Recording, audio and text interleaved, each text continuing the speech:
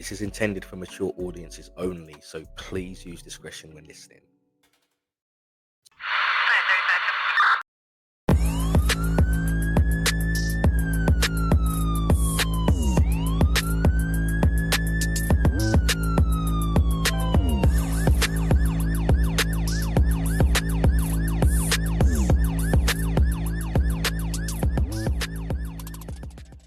Welcome to Call to Dispatch, the show where we hear real stories from the people who answer the call. My name is Dave, and on today's episode, I'm joined by a British Army veteran who served for 10 years, from operations like Telic 5 and 7 in Iraq to back-to-back tours in Afghanistan. His career was forged in some of the toughest environments imaginable, and these tours defined a generation of soldiers. Today, he joins me to share stories behind those years, the challenges, the camaraderie, and the lessons that stayed with him long after the uniform came off. In order to protect today's guest, I will be using an alias so as to protect his real identity. And for the purposes of today's episode, I'm going to be referring to him as Billy. Billy, welcome to the show. How are you? Hey, Dave. Yeah, good. Thank you. Very good. Thanks for having me on. It's a pleasure to have you on here, mate. Honestly, I have been looking forward to this for a long time now, and it's just good to have you on, pal. But before we begin today's episode, it's a bit of a tradition around here where I, raise a glass in acknowledgement to your career and to thank you for your services and just to let you know that you are appreciated in what you have done. So here's to you, sir. Thanks, Dave. So, first icebreaker question. Let's get straight into it. What did you want to be when you grew up? For a long time, I was just sort of, I knew I wanted to be in telecoms, but I sort of was quite close with my uncle when I was younger. My uncle Graham, on my mother's side, he had a very successful career in telecommunications. I didn't really know too much about it. I just knew he did the rigging and that sort of things. But yeah, I always knew I wanted to be in communication, some sort of form of telecoms. I didn't know too much about it at that stage, but I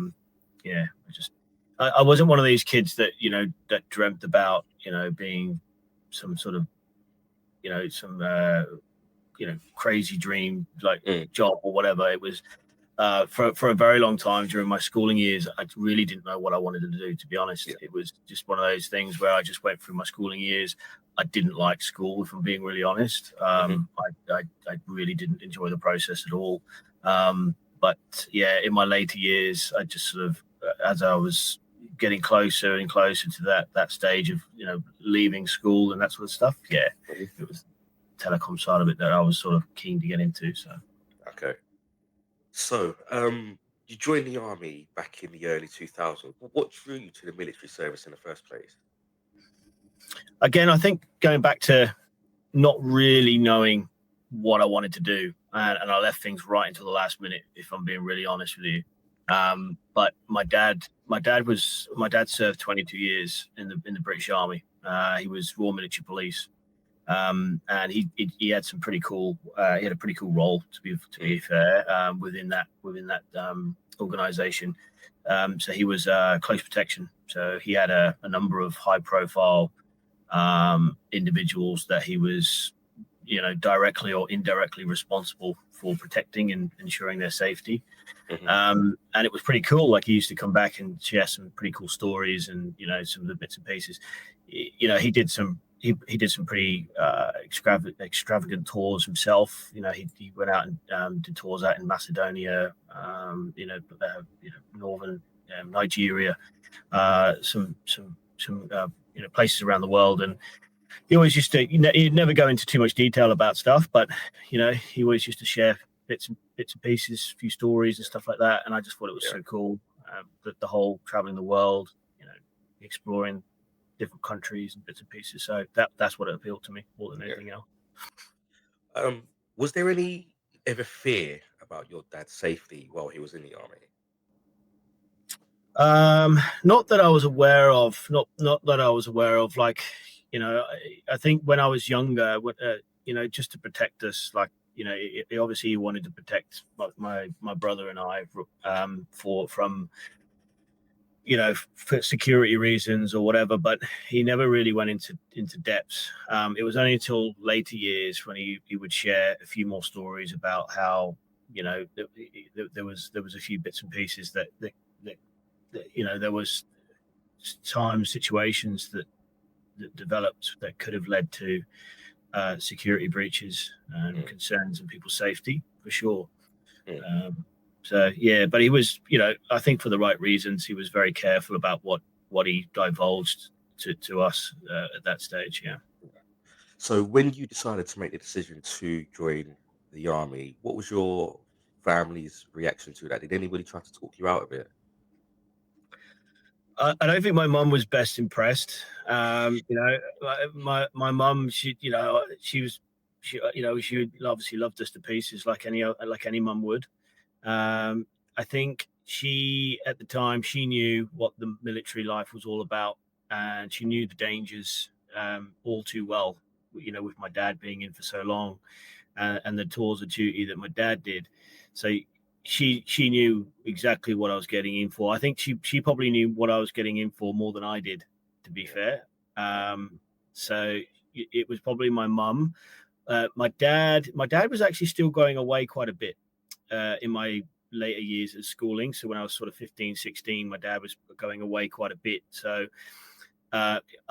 he was, he was quite absent at that point. So it was mainly, my mum that was probably the most concerned at that stage. Yeah.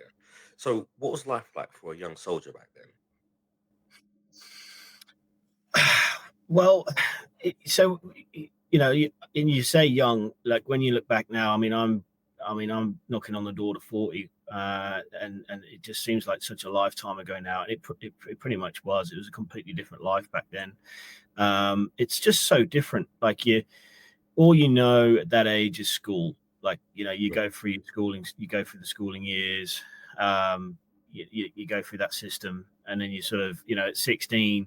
I did toy with the idea of going to college and doing some telecommunications type college, work degrees, which never obviously came through to fruition. But when I got in, I was just so young.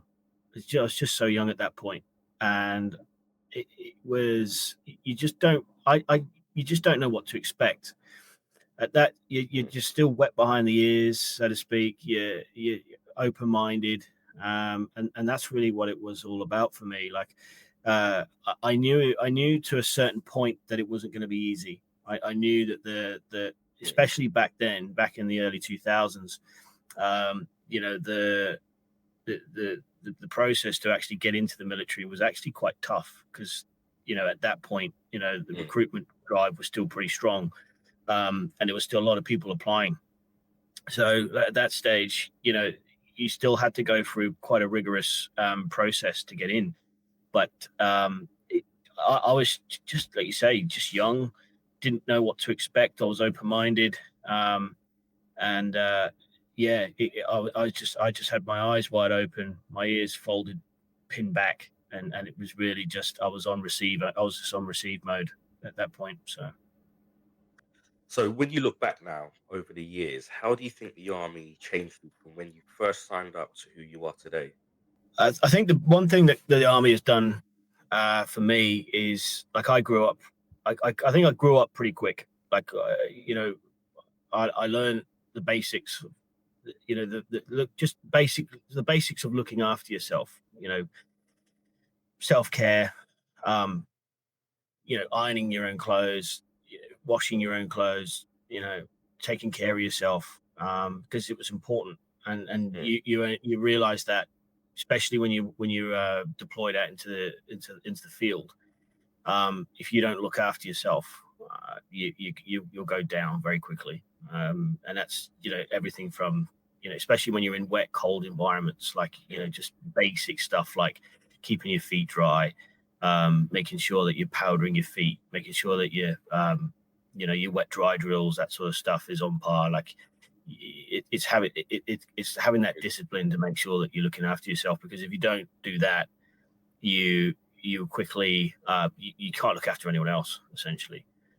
So going back to your question, I think I learned very, very quickly and very young that, you know, I was able to look after myself. I became very independent very quickly. You know, I left, like I say, basically left home at 16.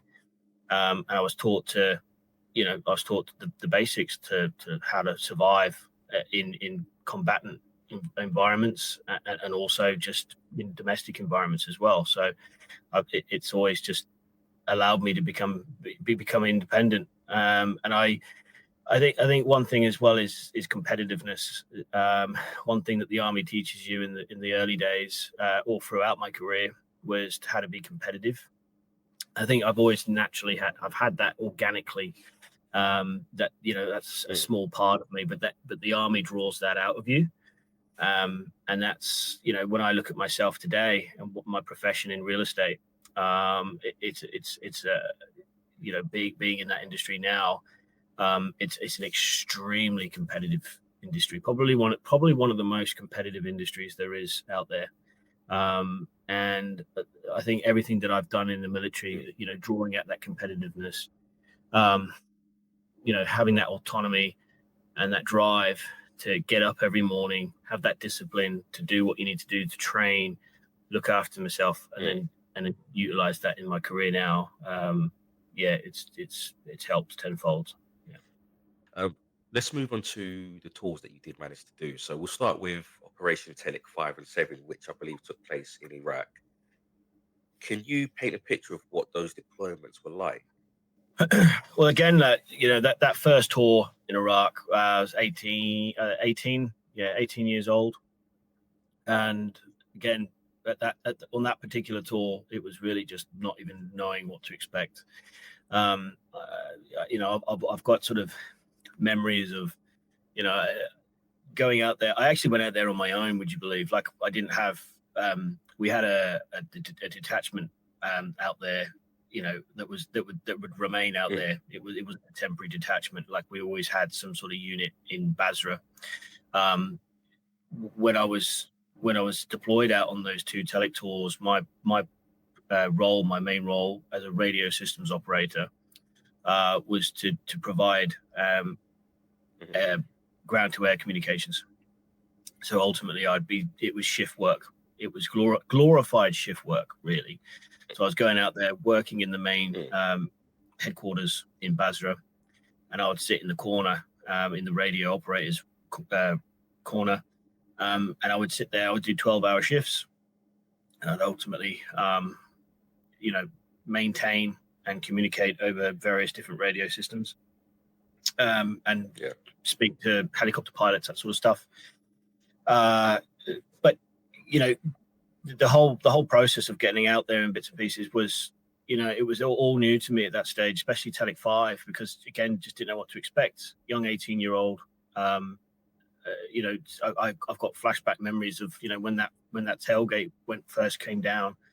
I was on my own. I didn't have, because I was going out there to replace someone, so I didn't have the camaraderie. There was other soldiers on the plane, which I didn't really know, but it was the whole, you know, just experiencing that time when the tailgate comes down, and you get that sudden wave of heat that hits you.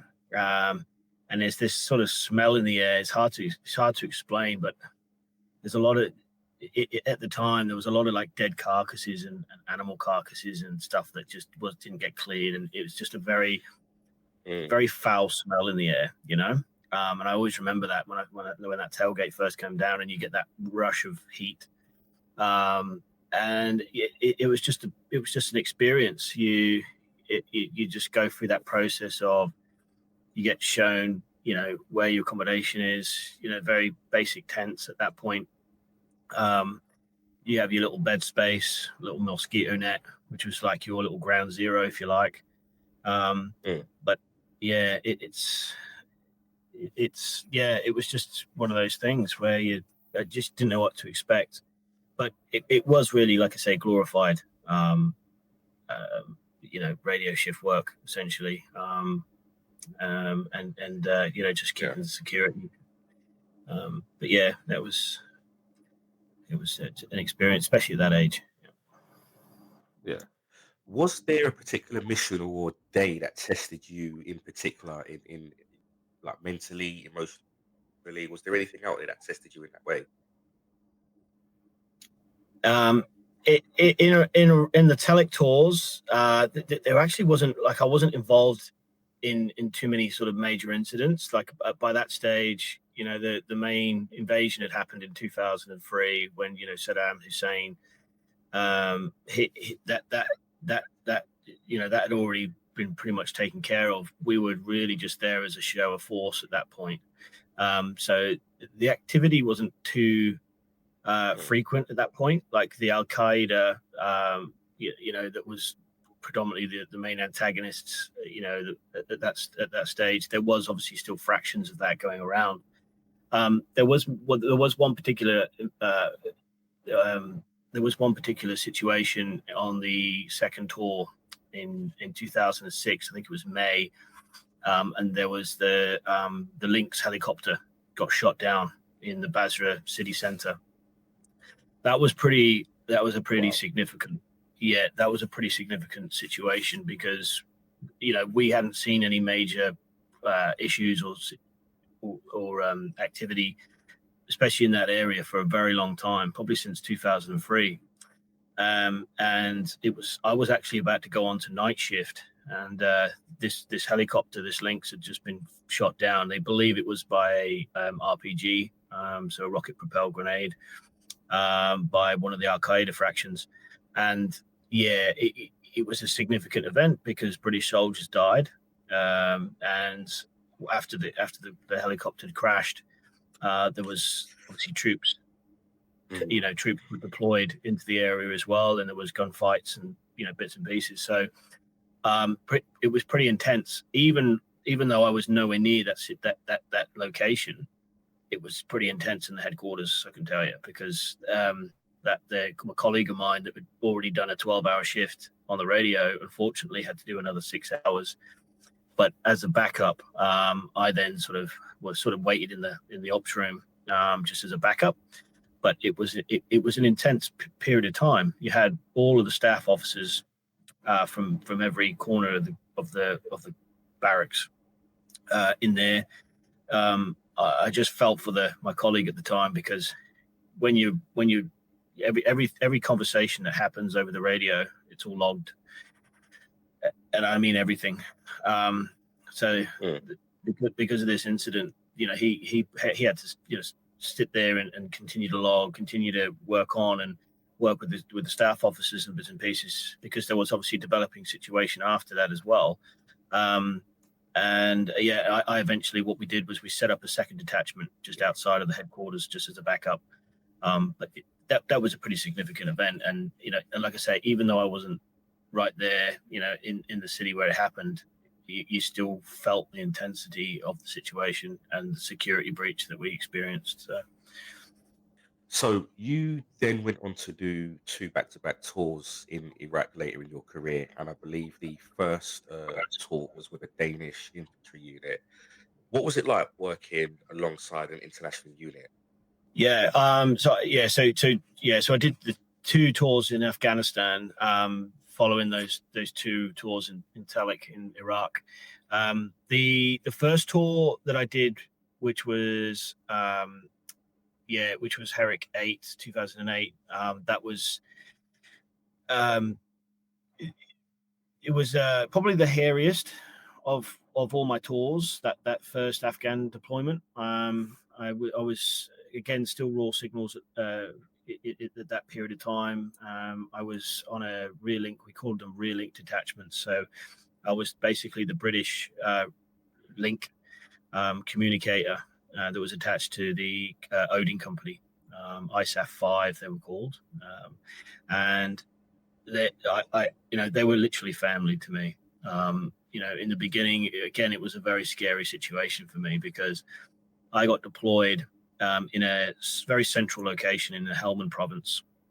I won't give out specific locations, but we were very central. I was working out of a forward operating base.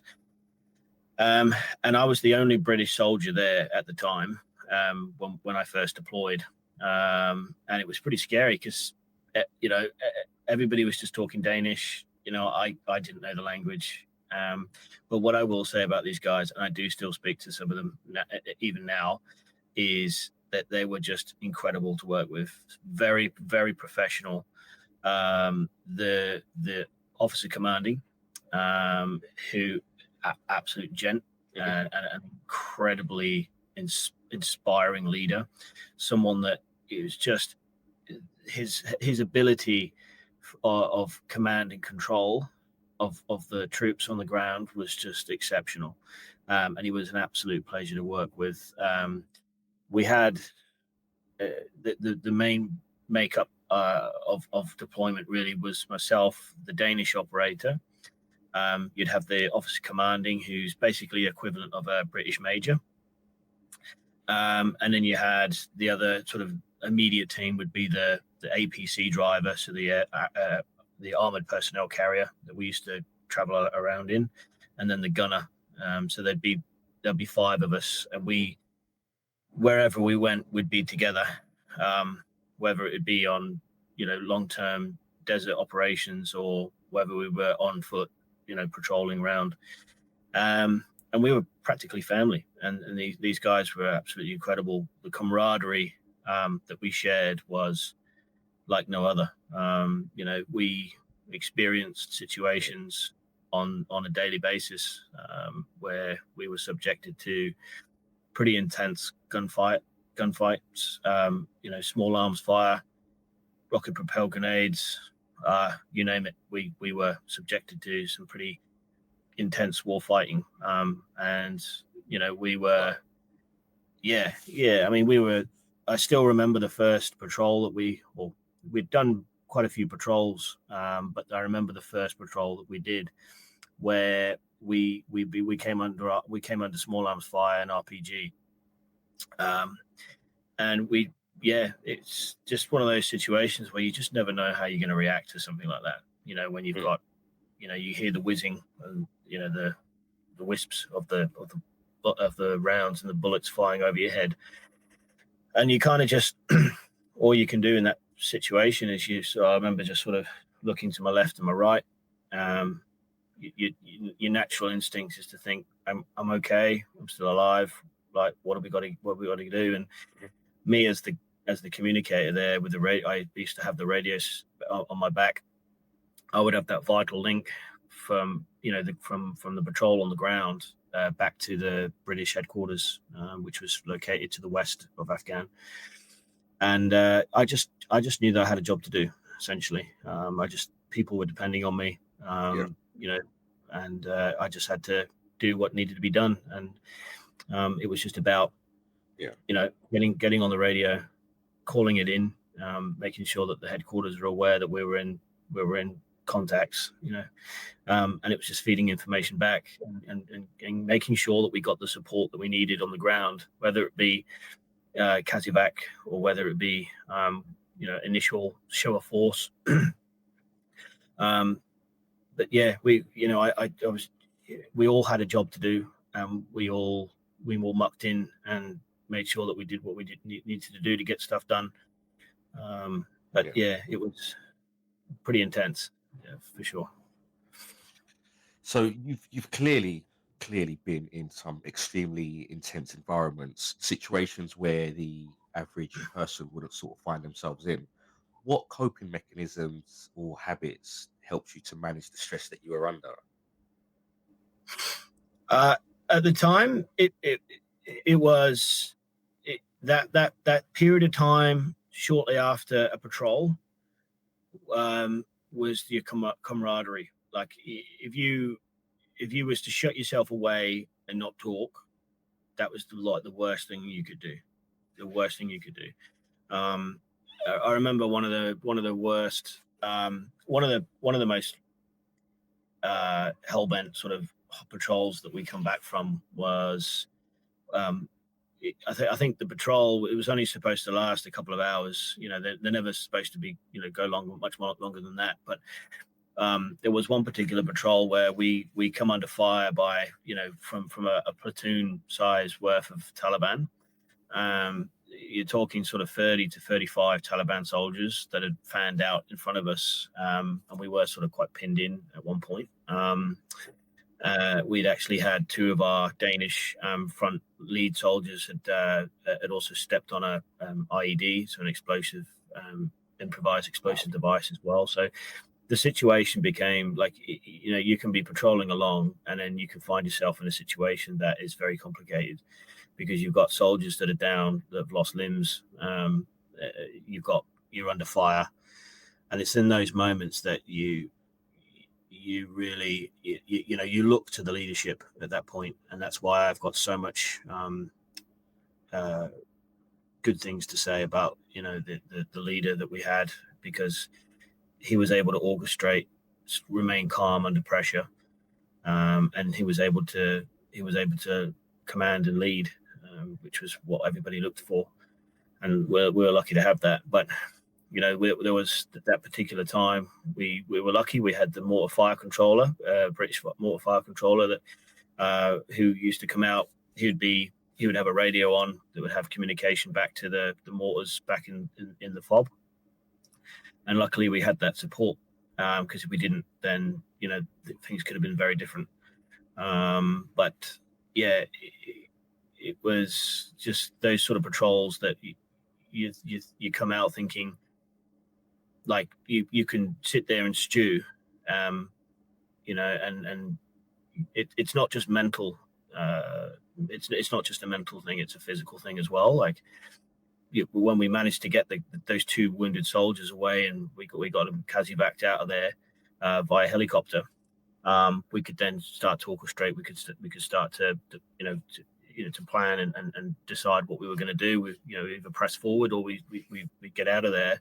In that particular occasion, we had intelligence that the Taliban had mortars, and when we was expecting mortar fire on our location. So what we had to do is we had to pepper pot back, under fire for many kilometers, and to try and explain what the terrain's like in Afghanistan it's incredibly tough. Like, especially in that green zone area, near the Helmand, obviously now the Helmand River. You've got very deep irrigation ditches for farming. Very tough underfoot, and to casevac and pepper pot back out of those areas with the weight that we were carrying, the mental toll, the physical toll that it takes on you, especially considering the desert heat as well. So, in the Afghan summers, you can be looking at heats of up to 45 degrees. And I just remember pepper potting back, from a potential mortar fire.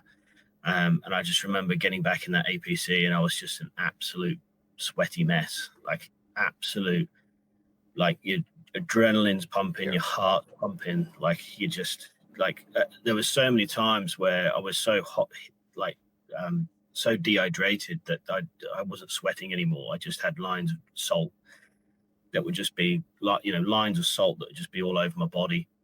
And you just get back into the patrol base and you just think, wow, like what, and it was that time when you really have to talk. You, going back to your question, you have to talk about what you went through, even if it's just like cracking a joke, or because that's what the military life was all about most of the time. It was, generally speaking, like the humor and stuff, it's just trying to make a joke out of things, but really what it's about is trying to vent, get that emotion out, and talk about what you just went through, because that sort of thing is not normal. It's pretty intense, and especially when you're seeing some of the things that you're seeing and experiencing. It can take its toll. So it's about communicating and talking to your comrades, and having that camaraderie, for sure. Okay. So of all your years in uniform between Iraq, Afghanistan, and everything in between, can you share a moment where now you've been through a lot of dangerous situations. But is there a particular moment that stands out where you genuinely feared for your own safety and for the lives of those responsible around you? Is there something from that your time there that really stands out as when you think back and you think, well, you know what, it was that point in time right there. Uh, there, there was a small period of time where I think I made mention to the particular forward operating base that we were located at was quite a central location. So the decision was made, especially when the battle space was starting to expand a bit more, like some of our further out call signs, some of the infantry call signs and stuff were fanning out further and further east across the Helmand province. So what we needed to do, we needed to change the communication platform. So without going into too much detail, but to make sure that we had robust communications, decent communications, we had to transmit through a rebro system, a rebro station. So we made a decision. Well, it was made by somebody very high up, but we moved the rebro from one forward operating base to the place that I was at, and I was actually tasked with this. At the time, I didn't realize how monumental it was, but I was tasked with setting up this rebro at the new location. Now, whilst that transition was happening, you can imagine that there was a breakdown in communications. So that vital link that was being supplied through that rebro, that was down, which meant that all of your call signs that were out in the further reaches of Helmand, there was that link was broken. So God forbid if their patrol bases were attacked, or if there was concerns or issues, that vital link was broken. So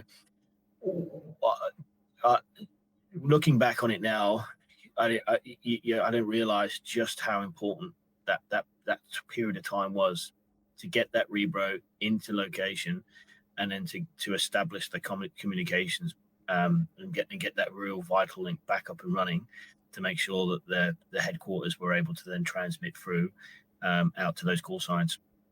And I remember we worked all through the night. Like we just knew that we couldn't go to bed. We couldn't do anything else until this link was back up and running.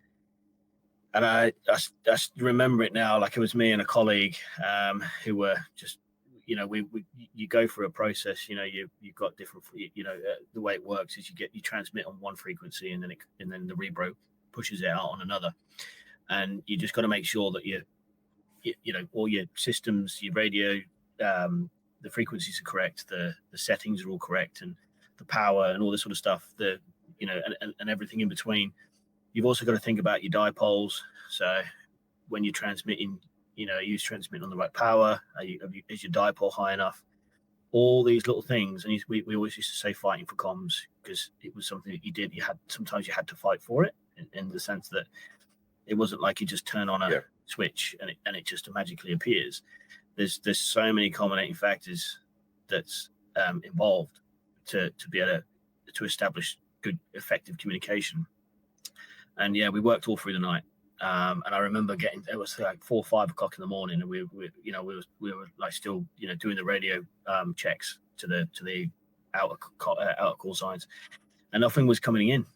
Nothing was coming in. I was like, I was thinking, seriously, like, what's going on? And I remember just taking a break. I thought, I'm just going to take half an hour. I went for a walk around the perimeter. And I was, just sort of thinking about going through the process in my mind, making sure everything was done.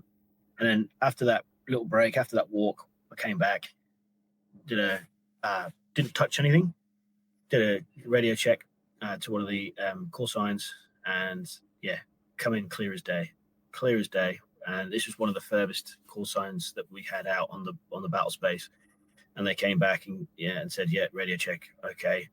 And I just remember the relief that I had after spending all night trying to reestablish that communication. But when you look at it back on it now, you just think like it's just it was such a huge responsibility, even for someone like myself back then. It was, I was only a lance corporal at that stage, but you just don't think of it like that. Sometimes biggest part of it being a soldier is you've got to be flexible. You just got to adapt, and you just take on the challenge, and you just don't stop. You don't give up, and you have that tenacity to just keep going until you get the job done, essentially. So, but yeah, that was the biggest thing for me on that particular tour. What was it like, sort of coming back to civilian life after 10 years of service? What was the hardest part of adjusting to normal life again? Uh, so for me, I always found like for me it wasn't too bad because like I was still single bloke back then. I think it was harder for the married men and women when they came back. That was a different story because you'd be coming back from potential war fighting for months on end, and these guys would be coming back into their family unit with children and stuff like that, and that's just next level because they always say to you like the British Army is you get some of the best training in the world, but one thing that they don't train you for is for when you come home, and how you adapt to the civilian life. For me, it was out like I used to drink. That was just the way of the life in the British military. Like it was just the ethos at the time.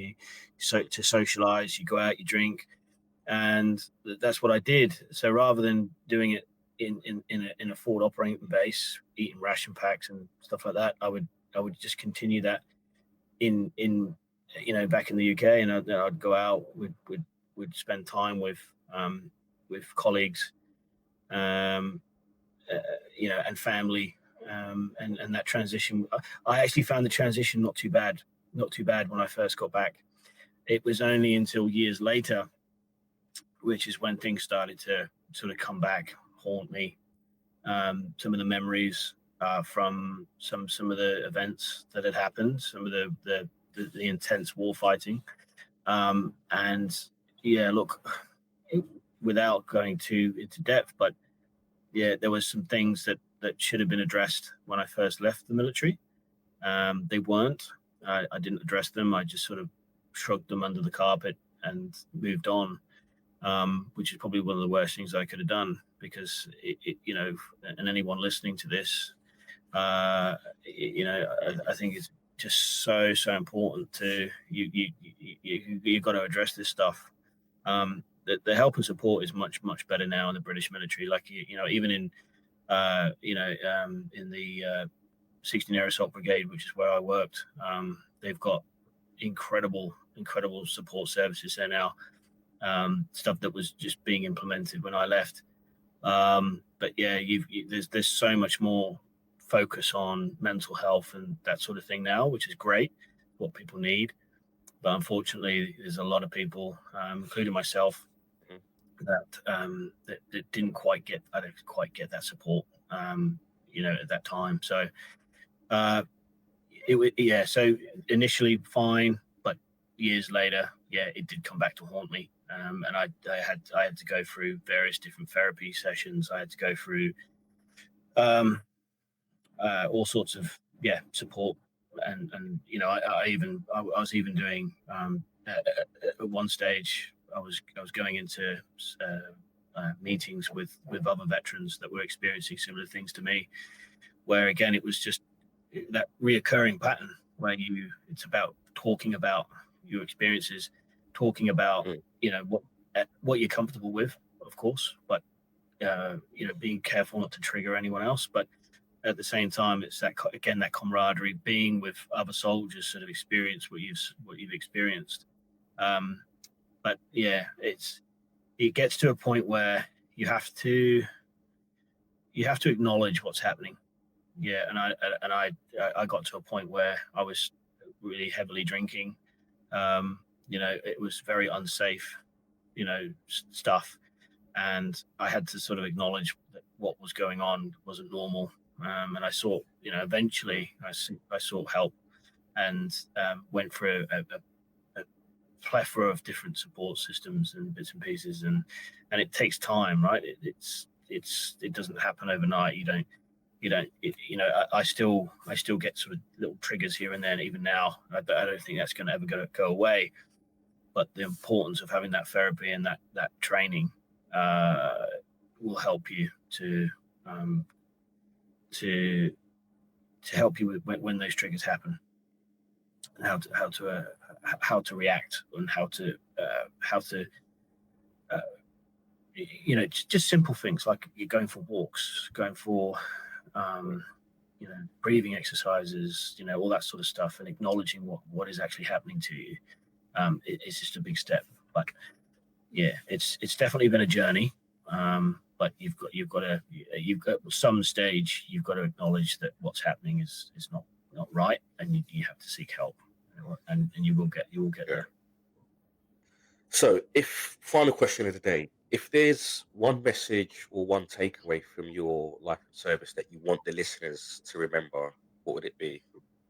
I think like big thing for anyone that's thinking about joining the military. I still think it's a fantastic career, right? I made mention to it at the beginning of the podcast that what I do today, what I've done all throughout my military career has helped to shape who I am. It helped my character. It shaped my character. It sets you up for you know other challenges that are naturally going to come in life.